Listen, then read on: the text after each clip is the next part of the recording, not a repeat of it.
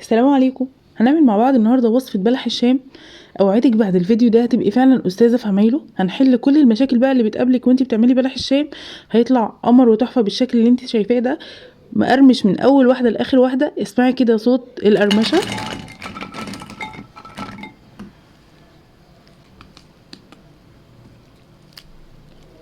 وصفة سهلة جدا، بسيطة جدا، ناجحة 1000000%. بعد الفيديو ده هتبقي استاذة فعلا في عمايله. اتمنى بجد ان انتوا تكملوا معايا كده الفيديو الاخر. هنتكلم على كل المشاكل بقى اللي بتقابلك وانت بتعملي بلح الشام عشان تطلعيه تحفة بالشكل اللي انت شايفاه. يلا بينا كده نسمي الله ونشوف هنعمله مع بعض ازاي. هننزل كده في كسرولة. اول حاجة هنبدأ فيها هي عمايل الشربات. الشربات لازم يكون تقيل وبارد، فهنبدأ كده بعمايل الشربات وهنسيبه يبرد. كوبايتين من السكر، هنضيف عليهم كوباية ونص من المية. تمام. هنبدأ بقى نرفعه كده على النار.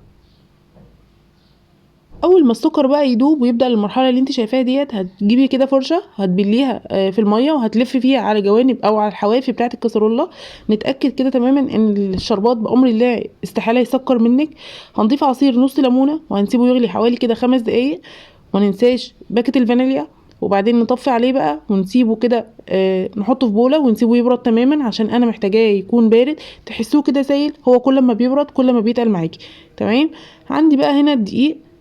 هنستخدم النهارده كوبايتين ونص من الدقيق. طبعا لازم تنخلي الدقيق كويس قبل ما تشتغلي في الوصفه. تمام.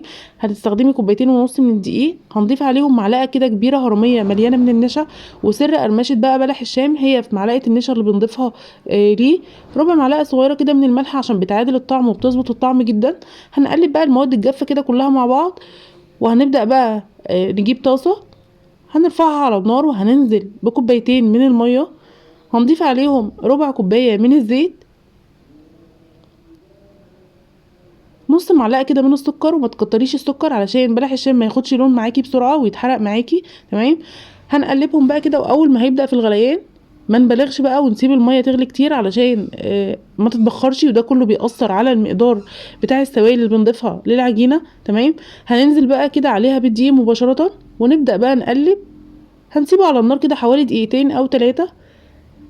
تحسي بقى ان الدقيق استوى كده وريحة الدقيق الني كده خرجت منه بالشكل اللي انت شايفاه ده. بقى كوره كده او لم بقى عجينه ناعمه بالشكل اللي انت شايفاه. هننزل بيها في طبق وهنسيبها تبرد بقى. حاولي تبرديها كده على قد ما تقدري، تسيبيها تبرد تماما. ما ينفعش نكمل الوصفه والعجينه بتاعتنا سخنه، لازم تسيبيها تبرد تماما. وبعد ما بردت بقى نبدا بقى ننزل او نضيف البيض واحده واحده. ما ينفعش تحطي البيض كله دفعه واحده. تمام. هتنزلي بقى باول حبه كده من البيض وهتضيفي لها فانيليا. وكل لما تنزلي ببيضه هتضيفي عليها شويه من الفانيليا. وهتضيفي اول بيضه وهتبداي تعجني بقى لحد ما البيضه تختفي. هتحسي كده العجينه فككت معاكي، ما تقلقيش خالص، هتبدا تلم تاني وهتبقى تمام. هننزل بتاني بيضه ورشه من الفانيليا. وطبعا ما ينفعش ننزل بالبيض على العجينه وهي سخنه، عشان ده اللي بيخلي بلح الشام معاكي الناس بتشتكي ان هو بيبقى زفر معاها. ده السبب الرئيسي، ان انت بتنزلي بالبيض والعجينه سخنه. اولا بيخلي البيض يستوي معاكي. تمام. وبيخلي بلح الشام كده بعد ما بيستوي ريحته مش ظريفه او مبيبقاش اظرف حاجه. وانا هنا نزلت بالبيضه التالتة. وابداي بقى عجيني عجينتك كويس جدا. وبتشوفي بقى قوام العجينه في ايديكي او ملمس العجينه في ايديكي. عجينه بلح الشام بتكون ملزقه شويه كده او طريه شويه، ما بتكونش ناشفه علشان تبقى سهله كده في التشكيل. انا هنا استخدمت 3 حبات من البيض. ممكن تستخدمي انتي 4 حبات من البيض على حسب طبعا حجم البيض اللي انتي بتستخدميه. انا البيض كان كبير فاستخدمت 3 حبات بس من البيض لحد ما توصلي كده بالشكل اللي انت شايفاه في العجينه او التلزيقه اللي انت شايفاها دي تبقى كده تمام. عندي بقى هنا التب اللي هشتغل فيه ده شكله. واكياس الحلواني طبعا اللي هتشتغلي بيها. طبعا يفضل الكيس القماش.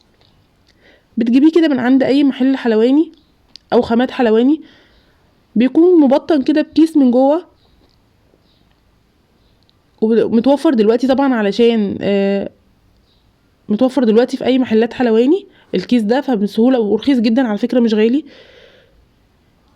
ما بيكونش استخدام واحد بقى زي الكيس البلاستيك، والكيس البلاستيك طبعا بيكون صعب وبيفرقع منك كده وانتي بتشتغلي. فما احنا بنكون عايزين حاجه متينه، لان بلح الشام طبعا بتكون العجينه بتاعته يابسه شويه، فعايزين حاجه كده تكون متينه تستحمل معانا التشكيل. وهقولك دلوقتي طريقه تشكيل تانية بدون اي ما تستخدمي اي كيس، هتعمليها طبعا بطريقه سهله جدا وبسيطه.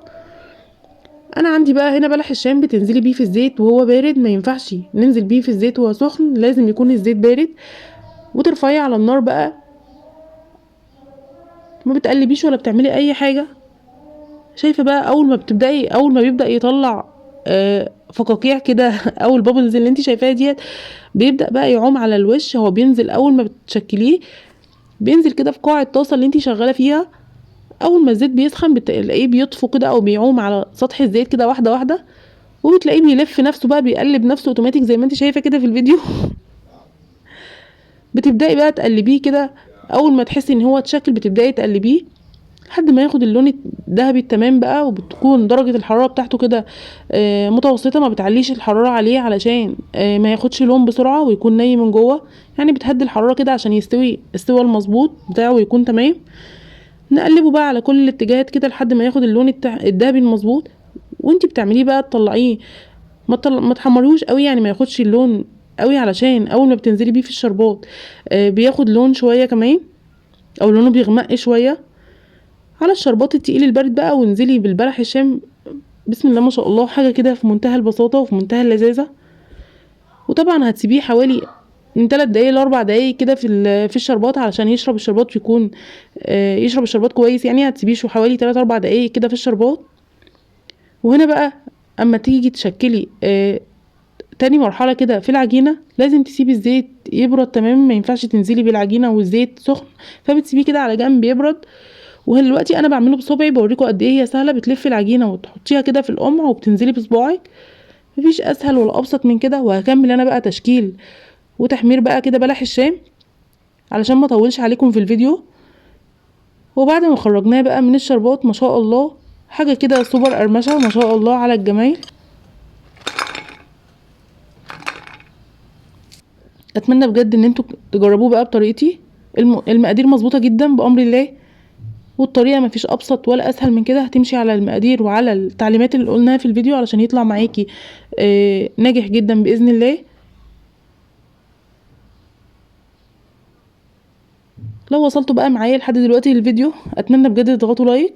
ولو اول مره تشرفوني في القناه، يا ريت تشتركوا معايا وتفعلوا الجرس عشان يوصل لكم مني اشعار بكل الفيديوهات الجديده اللي بنزلها. وسامحوني بقى لو بتكلم كده بسرعه في الفيديو علشان اوصل لكم كل معلومه صغيره، مش عايزه اسيب كده اي معلومه غير لما اقولها لكم. جربوا بلح الشام واكتبوا لي رايكم في الكومنتات، يستاهل فعلا التجربه بجد. هتبهري اي حد هياكله من ايديكي، هيفتكر ان انت جايباه جاهز. حاجه كده في منتهى البساطه وفي منتهى اللذاذه، سهل جدا. قومي بقى اعمليه، مكوناته موجوده عندك في البيت. جربيه وهستنى رايك في الكومنتات، واستنوني في فيديوهات تانية كتيره. والسلام عليكم ورحمه الله وبركاته.